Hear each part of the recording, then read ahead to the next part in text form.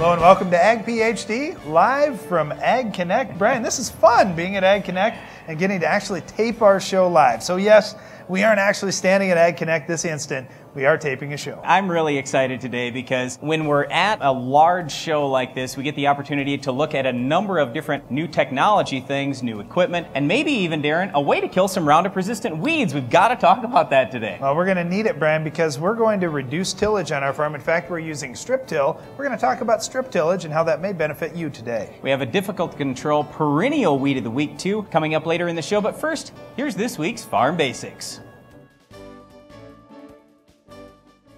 Farm Basics is brought to you by the Liberty Link trait and Liberty herbicide from Bayer. The most reliable weed management solution, Liberty Link and Liberty herbicide are the link to efficient row crop production and sustainable weed management.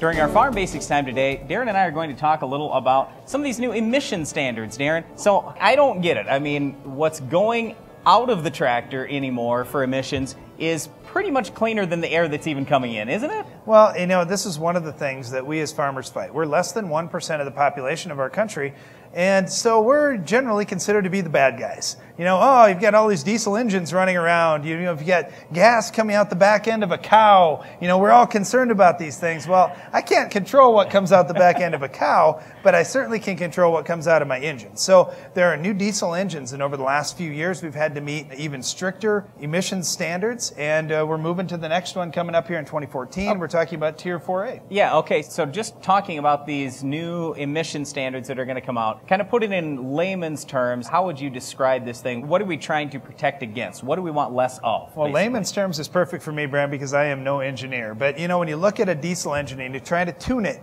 you're going to have one of two things happen. Either you try to tune it so you have less nitrous oxide emissions, but when you do that, you're going to have more particulate matter. Or you can go the other way and say, you know, particulate matter is what I want to reduce, but then you end up with more nitrous oxide. So you get one or the other. Now, of course, what our government demands is we want less of both. So they're only asking for the impossible, Brian. It's really not that hard. Okay, so how are you going to do that? How is an equipment company going to make that happen with their new diesel engines? Well, there are a couple of different concepts on the market. One concept is, you know what, let's work on this nitrous oxide, and then we'll deal with the particulate matter by adding a filter to the end of this engine. Now, when you're going to do that, what happens is they'll actually reduce the nitrous oxide, but then because they've got so much more particulate matter, some would call it soot, but I'd say, you know, you just didn't do a good enough job burning the fuel. So they'll run that back through the combustion process and have to do it again, and then they're going to filter that out with a particulate filter for anything that got through, and then they're going to use fuel to burn that off. Now, this sounds very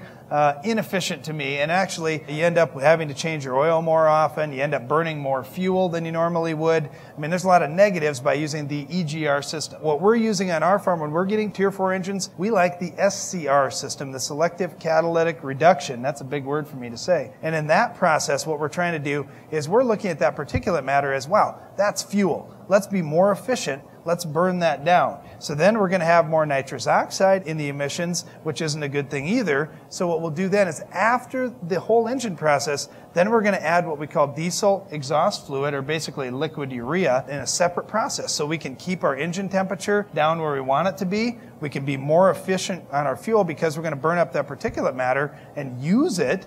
We're actually seeing fuel savings of 5 or even 10%. But then this DEF, guys say, oh man, I've got to add diesel exhaust fluid. Hey, that's no big deal. That's the easiest thing in the world to do, and it's not like we're using all kinds of that anyway. And then we're going to be able to handle that nitrous oxide, and what we end up letting go from our engine is nitrogen and pure water. Well, you think of our atmosphere, it's already over 70% nitrogen. What better system can we have than that? Okay, but the concerns I hear from farmers are, for example, just yesterday I had a farmer who said, hey, I'm thinking of buying a new truck, but you know what I'm going to do is buy it with an old engine so I don't have to worry about these emission standards.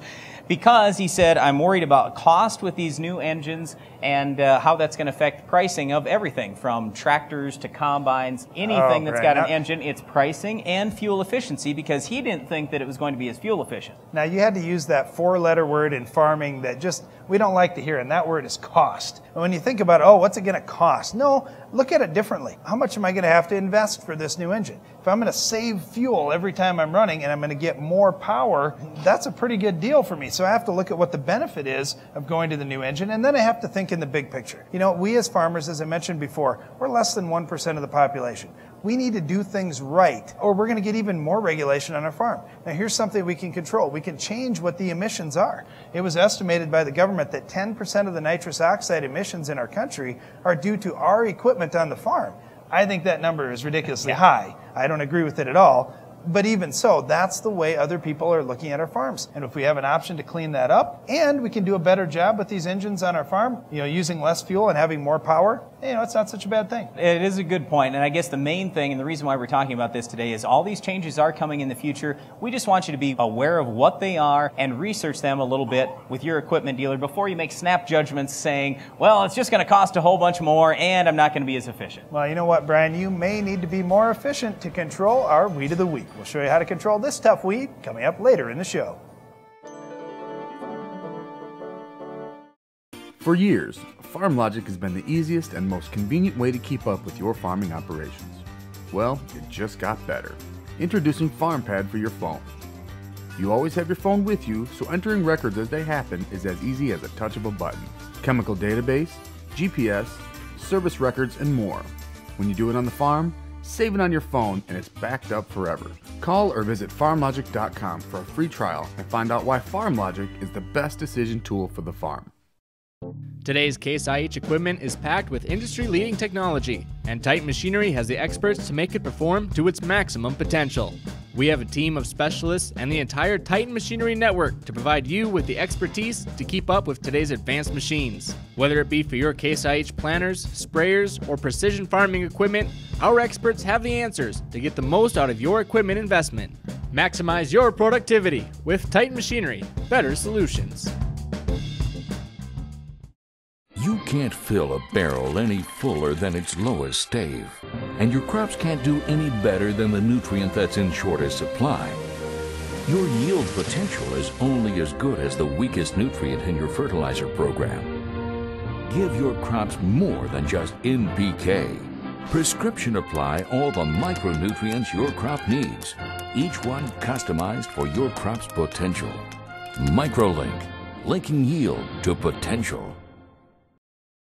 For lower cost, higher production, Mandaco Agri leads with versatility unmatched. Twister is the vertical tillage unit for no-till as well as conventional tillage. Twister's ease of maintenance is forgiving and rocks and has contour conformity equaling zero downtime. Our hydraulically adjusted coulter angles make residue management easier, less costly. Spring or fall, the Mandaco Twister vertical tillage unit is the new leader. See your Mandaco Agri dealer. Visit northcountrymarketing.biz or call. Looking to maximize yield?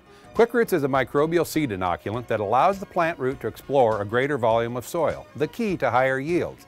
QuickRoots continues to generate yield response on corn, soybeans, wheat, and more. QuickRoots is applied to the seed so the live microorganisms go right to work, enhancing seedling vigor, increasing the uptake of certain nutrients, including NPK, and expanding root volume. Maximize yield on your farm this season. Call TJ Technologies or your local dealer and get your QuickRoots today. One of the big changes that Darren and I made on our farm back quite a few years ago is we took a bunch of acres we had been no-tilling and converted that over to strip till. So today we wanted to discuss just a little bit about strip till, the things that we like, the things we don't like, and the steps we're taking to make sure that strip till works as good as it can in our operation. All right, now obviously we're in the early spring, Brad, but there's always this question, what do you think about spring versus fall? You know, can I do it in the spring, or did I have to get it done in the fall? Now I got to wait another year before I can start with this. Okay, well that goes back to what type of strip till machine are you going to use? So there are coulter machines and then there are shank machines. And the reason why I like the shanks is we can get the fertilizer that much deeper. We can be down at 8 to 10 inches deep with that fertilizer, and I think that's awesome. We don't want our fertilizer in those top 3-4 inches because in a year like last year, for example, when we were really dry, we had moisture down deep in the ground. It sure helps our yield a lot more if we have plant food down deep in the ground as well. So with that shank machine, it's just a little bit different deal than the coulter machine. With coulters, I can run out there in the spring, I'm not too worried about it. But by the time that ground is fit all the way down to 8 or 10 inches deep, I should have been planting in our farm probably a week, 2 weeks ago. So I don't want to plant later.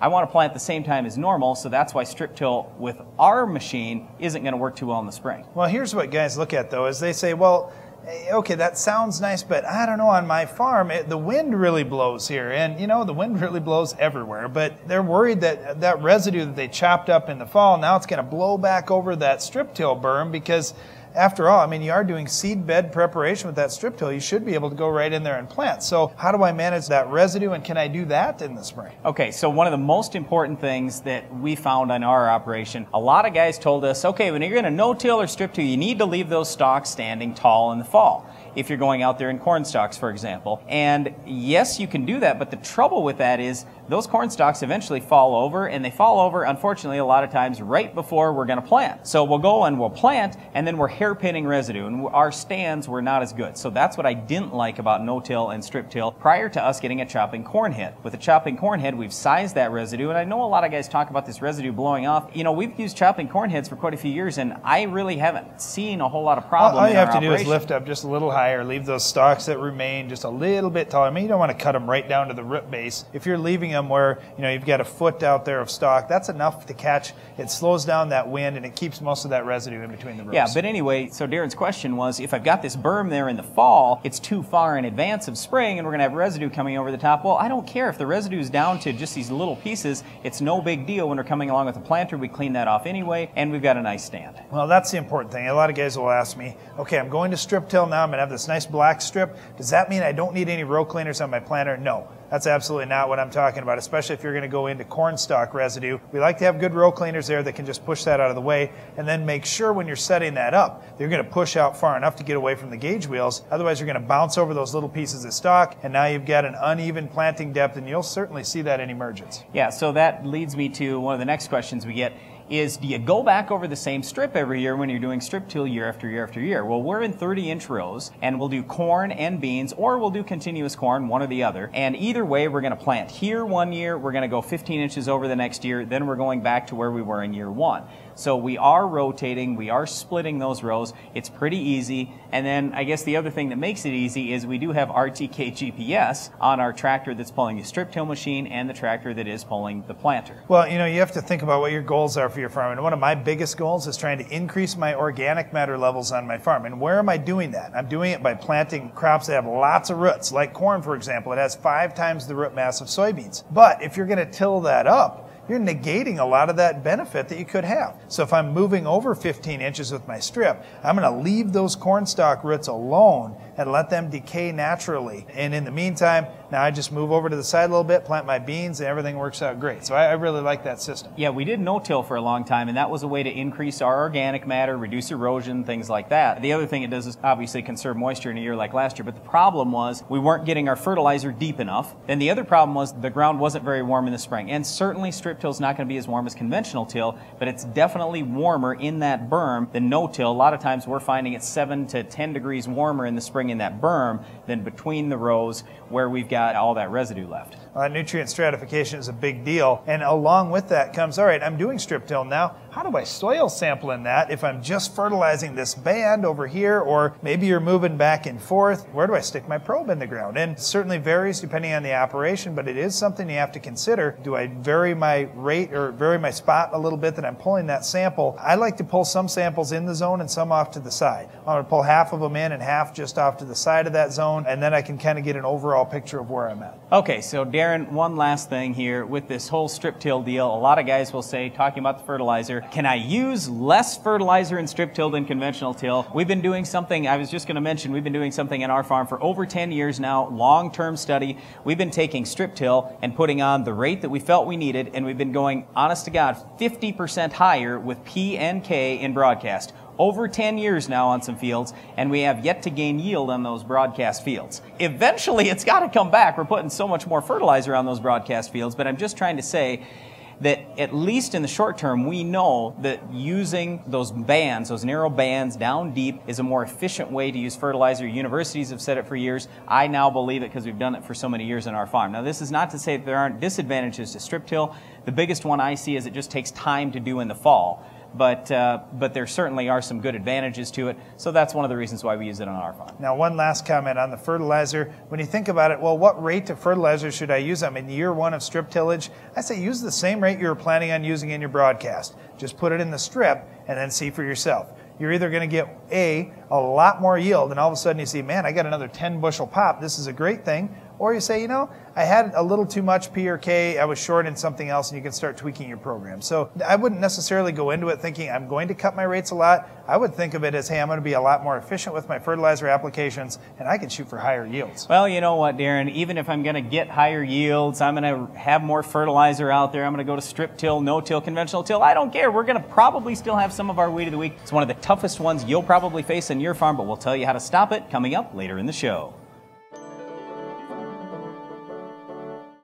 Back in 1966, Advanced Drainage Systems, Inc. was the first company to start manufacturing plastic agricultural drainage pipe in the United States. And today, ADS continues our leadership with superior pipe production and service capabilities. Our roots are firmly entrenched in the agriculture industry, and we're committed to helping farmers grow their business. With 54 manufacturing plants and 24 distribution yards throughout the world, you can count on ADS and our green striped pipe to be there when you need us. Advanced Drainage Systems, the green striped pipe you can count on. Speed, strength, and efficiency make Capello corn heads a head above the rest. Built with polymer components that exceed industry standards, Capello corn heads continue to push the boundaries for maximizing grain retention while using less energy. Visit CapelloUSA.com and learn more about Capello's state-of-the-art chopping technology that cuts cleaner, allowing your horsepower to remain where it belongs, with your combine, so you can harvest faster in all weather conditions. Add to that an amazing folding feature, and it's clear to see why Capello is a head above the rest. You expect a lot from this seed, and as it grows through each stage of development, Agroculture Liquid Fertilizers is there, feeding your crop exactly what it needs when it needs it. So no matter how you fertilize, no matter when, AgroLiquid efficiently brings all the nutrients your crop needs for a great harvest. From 1 kernel in the ground to 600 on the ear. For better yields and better quality, Agroculture Liquid Fertilizers. There are more mouths to feed than ever before. What are farmers doing to meet the challenge? They're using agronomically designed equipment from Case IH. Our Quatrac technology, soil management, and planting systems are designed to foster a better growing environment that helps farmers maximize yield potential. And our deep understanding of agriculture is preparing them for the challenges ahead. Will you be ready? I'm ready. Go to caseih.com to learn more.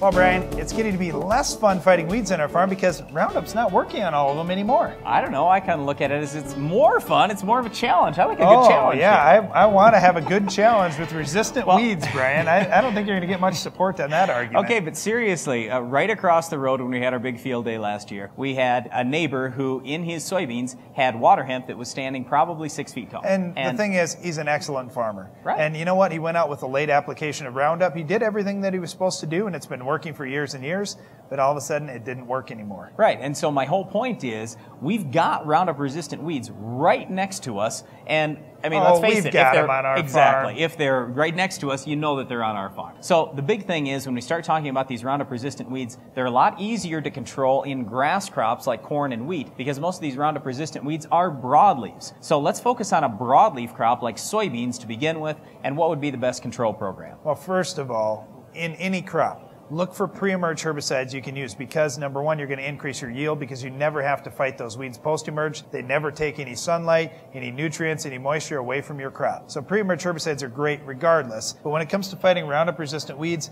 they offer us our best tools in soybeans. What we do on our farm now is we're using 3 different pre-emerge herbicides, and before you freak out and say, oh my goodness, you're spending all kinds of money, we're really not spending that much money. We're talking about 3 separate sites of action. So we've got 3 different places on that resistant weed that we're going to hammer it, and that's how we're going to be successful taking them out. So when fighting resistant weeds, we want to use the best pre-program and save our good post-emerge products for later on. All right, Darren, speed round, lightning round. All right, give me the top 5 Roundup-resistant weeds. We'll talk about how to control them in corn and soybeans. Okay, you already talked about Palmer pigweed, tall water hemp. Let's not forget about mare's tail. That's going to be a tough one all the way across the country. We've also got Roundup-resistant kochia. Whoa, one at a time.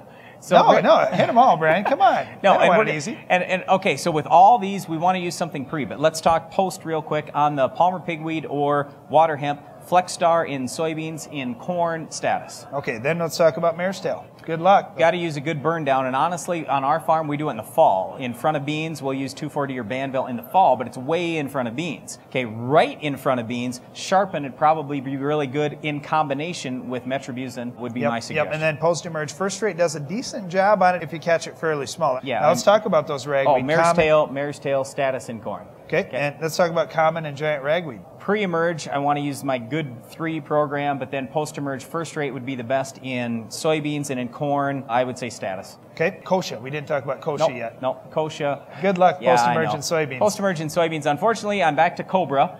There's nothing that's better in soybeans. In corn, again, we got status. So the point is, you can see that with all these weeds, status would be the best in corn, but there are other options in corn too. It's just in soybeans, it's a different herbicide for every different weed. Well, Roundup-resistant weeds are really tough. Is our weed of the week one of them? Can you identify this week's weed?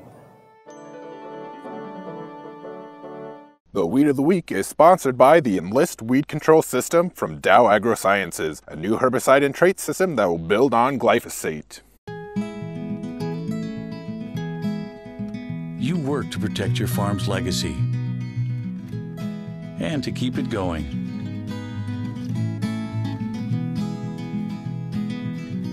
Introducing the Enlist Weed Control System, an advanced herbicide and trait system that will build on glyphosate for exceptional control of tough weeds. The next chapter begins.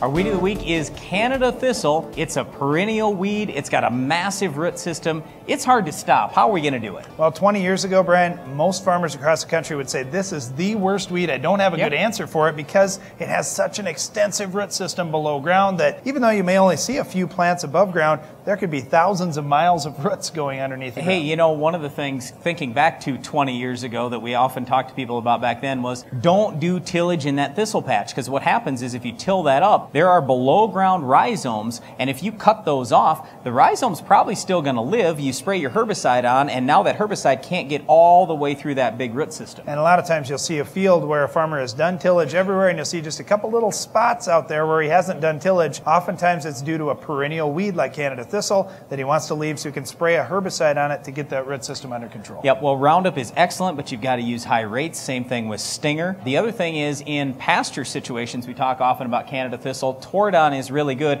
but there's a new product called Milestone, or I guess it's not that new now. It's probably 3-4 years old, but Milestone is a little bit better than Tordon. Now, the other thing that I'd say is this. A lot of times Tordon and Milestone are sold in combination with 2,4-D. And that's nice for a broad range of weeds. But if you have a specific weed like Canada Thistle, you're much better off running with a higher rate of Milestone or Tordon, hitting that patch and trying to control it roots and all. And especially if you're in the western plains or in areas where you don't get a whole lot of rainfall each year, you're going to get multiple years of control out of it. So don't say, well, that's too much of an investment for my farm. It is something you can afford. But the reason why you don't want that fast burner in there is because it can shut that plant down before the Roundup or Tordon or Milestone can get all the way through the root system. So again, Canada Thistle is a tough weed. We've got a lot of good options now. The main thing is try to avoid tillage, use a good strong rate of a herbicide that can get all the way through the root system and kill it once and for all. That's all for this week's weed, but there's more Ag PhD to come after this. Iron Talk is brought to you by Case IH. What are farmers doing to feed the planet? They're using Quadtrac technology, soil management, and planting systems from Case IH to foster a better growing environment that maximizes yield potential. Visit caseih.com to be ready. In today's Iron Talk, we're going to discuss telematics and what a difference that could make in your operation. When it comes to telematics, right now, I don't care which provider you're looking at or which equipment manufacturer you work with, they're just at level 1 or maybe level 2 of telematics. We're talking about one-way communications, where mainly it's used for diagnostics, where your dealer could perhaps see if your machine is operating properly or if it needs some maintenance. This is a good thing. And you say, well, wait a minute, it's only level 1, it's not really exciting yet, but hey, maybe your dealer's a couple hours away where you farm. If you're in Montana, for example, and you don't have a dealership every 10 miles down the road, this could be a big deal for the efficiency of your dealer getting to you to service your equipment. But the next levels that are coming really excite me. Right now, we only have one-way communications.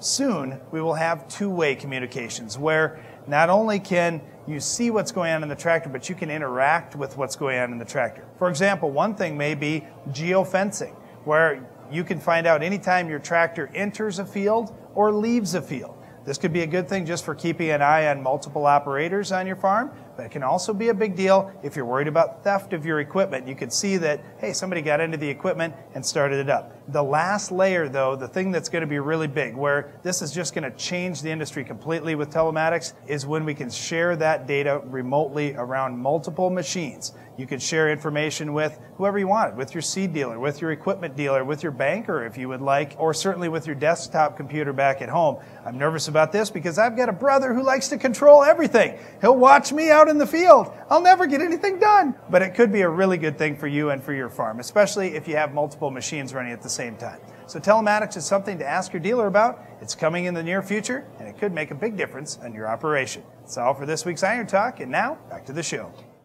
Honey Wagon? Can the sweet talk. Out here we treat manure, and when we talk treats, we don't mean cupcakes. Treating manure with More Than Manure Nutrient Manager can reduce solids in your pit or lagoon and ammonia levels in confinement buildings. PU, try N and P. MTM is the first and only nutrient manager proven to reduce nitrogen loss and phosphorus lockup.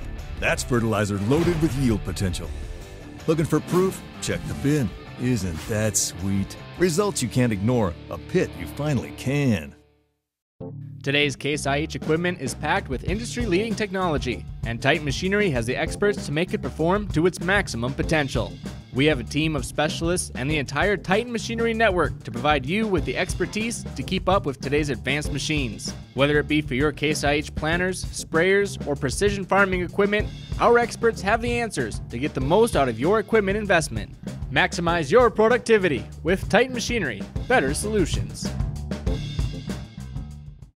Micronutrients are not optional for plants, they are essential. TJ Micromix is a profit-proven management tool that ensures the availability of essential secondary and micronutrients. Formulated as a dry granule or liquid, TJ Micromix is plant available, easy to mix and apply. The synergistic fertilizer mix delivers consistent yield response on a variety of crops by complementing an NPK fertilizer program. Maximize yield on your farm this season. Call TJ Technologies or your fertilizer dealer and get your TJ Micromix today. There are more mouths to feed than ever before. What are farmers doing to meet the challenge? They're using agronomically designed equipment from Case IH. Our Quadtrac technology, soil management, and planting systems are designed to foster a better growing environment that helps farmers maximize yield potential. And our deep understanding of agriculture is preparing them for the challenges ahead. Will you be ready? I'm ready. Go to caseih.com to learn more.